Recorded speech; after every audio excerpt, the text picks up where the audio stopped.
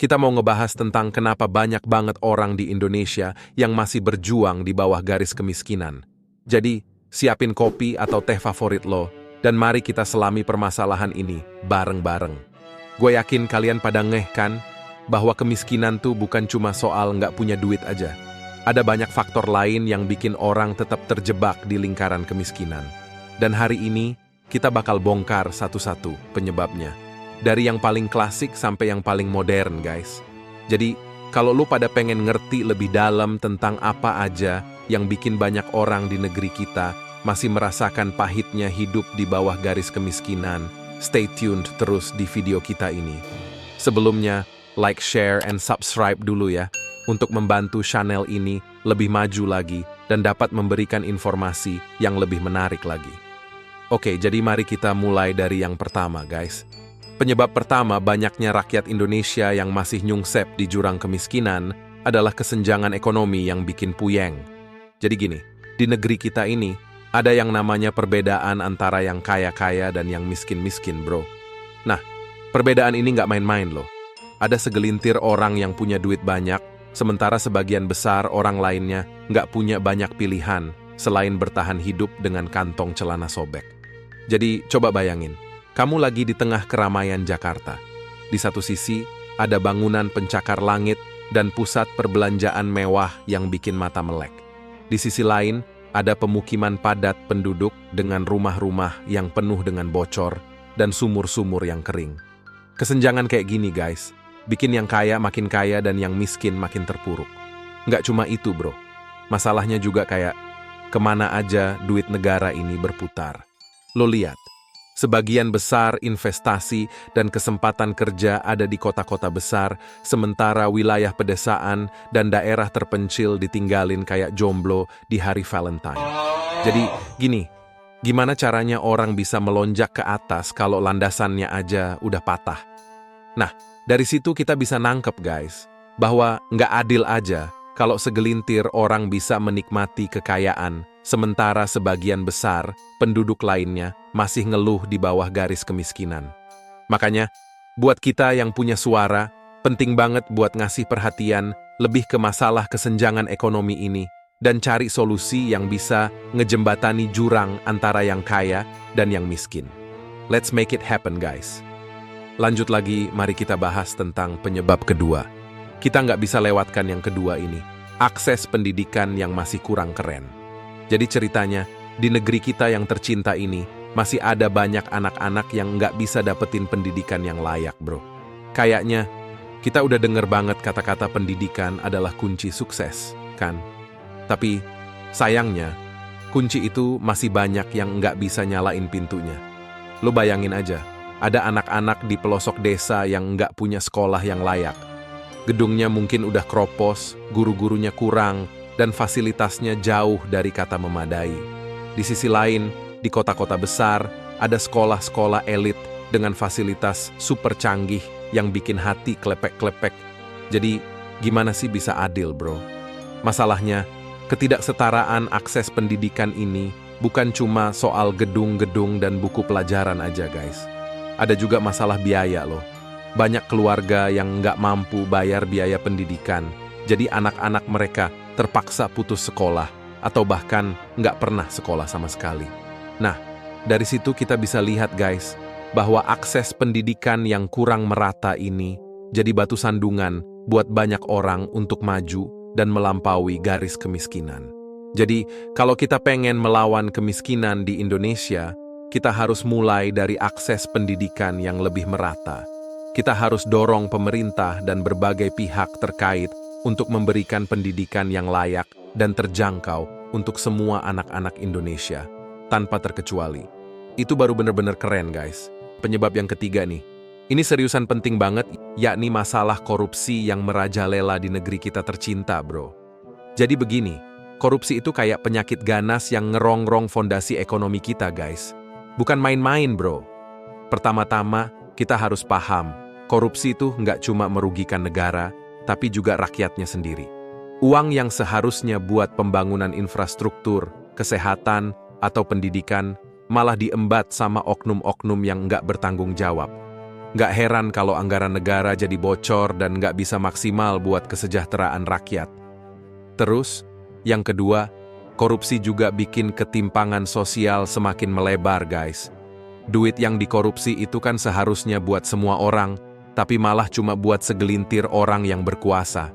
Jadi, mereka makin kaya, sementara rakyat jelata makin miskin. Gimana nggak sedih, bro? Dari situ, kita bisa lihat betapa mengerikannya masalah korupsi ini di Indonesia.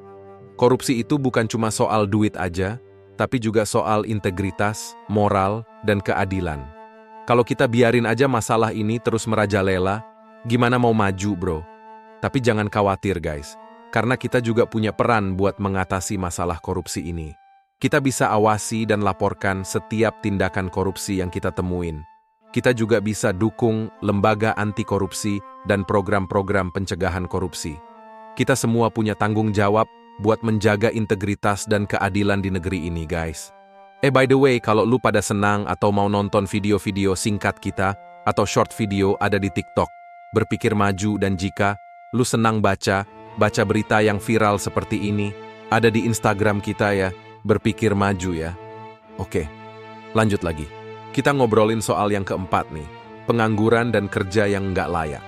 Jadi begini, di negeri kita ini masih banyak banget yang nganggur atau kerjaannya nggak menjamin penghasilan yang cukup buat hidup layak, guys. Sad, but true. Pertama-tama, kita ngomongin soal pengangguran, bro. Banyak banget lulusan sekolah atau universitas yang susah banget nyari kerjaan yang sesuai sama passion mereka. Jadi, mendingan duduk manis di kampus atau cari kerjaan yang nggak sesuai sama minatnya. Itu yang bikin bingung banyak orang. Terus, yang kedua, ada juga soal kerja yang nggak layak, guys.